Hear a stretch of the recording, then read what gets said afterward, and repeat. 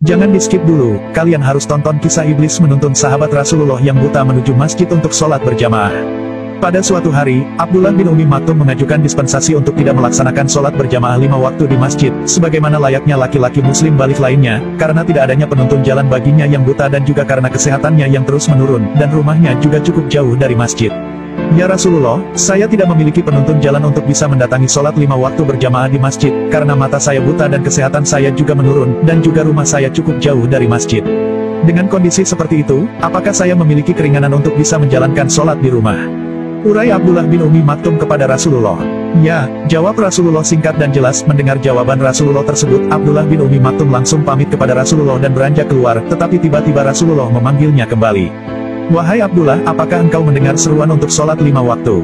Tanya Rasulullah saat itu. Kumandang azan ya Rasulullah. Abdullah bin Ummi Maktum balik tanya kepada Rasulullah. Ya Abdullah, jawab Rasulullah lagi. Saya mendengarnya ya Rasulullah. Jawab Abdullah bin Ummi Maktum. Kalau kau mendengar seruan sholat, saya tidak menemukan keringanan buatmu. Jadi engkau harus tetap berusaha untuk mendatangi masjid dan sholat berjamaah bersama kita semua. Jawab Rasulullah. Mendengar jawaban Rasulullah yang jelas dan lugas, Abdullah bin Ummi Maktum, yang sedari awal sejatinya memang sudah membulatkan tekadnya untuk mengimani Islam secara kafah, semakin bersemangat untuk istiqomah dalam menjalankan perintah Allah.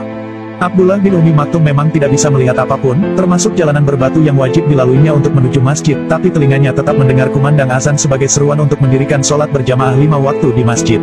Agar tidak terlambat tiba di masjid, atas izin dan hikmah Allah, sebelum azan berkumandang, beliau selalu berusaha berangkat ke masjid, meskipun harus dengan meraba-raba tangan dan tongkatnya di jalanan yang dilalui demi menyambut panggilannya, tidak terkecuali untuk sholat subuh di pagi buta yang gelap gulita. Jatuh bangun di jalanan sampai bagian tubuhnya terluka merupakan hal biasa bagi Abdullah bin Ummi Maktum, hingga pada suatu pagi saat berangkat ke masjid di pagi buta, tanpa sepengetahuannya beliau tersandung sebuah batu yang lumayan tajam hingga tersungkur dan dari kaki dan wajahnya mengalir darah segar. Luar biasanya, tanpa mengadu sama sekali, beliau langsung berdiri dan sama sekali tidak mengindahkan darah yang keluar dari luka-luka di kaki dan wajahnya, kecuali hanya mengusap untuk membersihkannya saja. Selanjutnya, beliau tetap bersemangat melanjutkan perjalanan menuju masjid.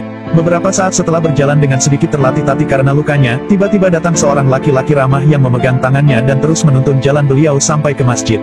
Lelaki murah hati tersebut ternyata juga berkenan mengantar Abdullah bin Ummi Maktum pulang ke rumah. Ternyata, lelaki asing baik hati tersebut tidak hanya datang untuk mengantar Abdullah bin Ummi Maktum pulang dan pergi ke masjid pada hari kejadian saat beliau terjatuh saja, tapi setiap hari, bahkan setiap datang seruan sholat berkumandang dari masjid. Hingga membuat penasaran Abdullah bin Ummi Maktum. Wahai laki-laki yang baik hati, bolehkah aku mengetahui nama dan asal-usulmu, agar aku bisa mendoakan perbuatan baikmu kepada Allah Subhanahu wa Ta'ala? Tanya Abdullah bin Ummi Maktum kepada sosok lelaki yang baik hati tersebut.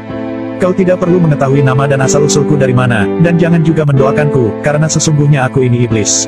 Jawab si lelaki yang baik hati tersebut. Bagaimana mungkin kau selalu mengantarku pulang pergi ke masjid, sedangkan pekerjaanmu mengganggu dan menghalangi orang yang beribadah kepada Allah? Jawab Abdullah bin Ummi Maktum yang saat itu benar-benar terkejut. Wahai Abdullah bin Ummi Maktum, masih ingatkah engkau beberapa hari yang lalu tatkala engkau hendak ke masjid dan engkau terjatuh? Aku tidak ingin hal itu terulang lagi. Sebab karena engkau terjatuh, Allah telah mengampuni dosamu separuh. Aku takut kalau engkau akan terjatuh lagi, karena Allah akan menghapuskan dosamu yang separuhnya lagi sehingga terhapuslah dosamu seluruhnya. Maka, sia-sialah kami menggodamu selama ini, jawab iblis tersebut. Kisah di atas menggambarkan kepada kita bahwa sesungguhnya iblis tak akan pernah berhenti untuk menggoda dan menyesatkan manusia. Dalam hal yang baik pun, iblis selalu berusaha untuk membelokkan orang yang beriman ke arah yang dimurkai Allah. Ketahuilah, sesungguhnya iblis itu adalah musuh yang nyata bagi kita. Setiap muslim memiliki potensi untuk dipengaruhi atau dikuasai iblis. Sehingga sudah sepantasnya seorang muslim untuk selalu beristiqomah, perbanyak zikir dan memohon perlindungan kepada Allah Subhanahu wa Ta'ala agar terhindar dari godaan iblis yang terkutuk. Semoga Allah Subhanahu wa Ta'ala senantiasa membimbing dan meridhoi setiap ibadah kita. Amin amin ya rabbal alamin. Jika video ini muncul di beranda kalian, dan kalian merasa bertambah pengetahuan, jangan lupa like, follow, dan share sebanyak-banyaknya.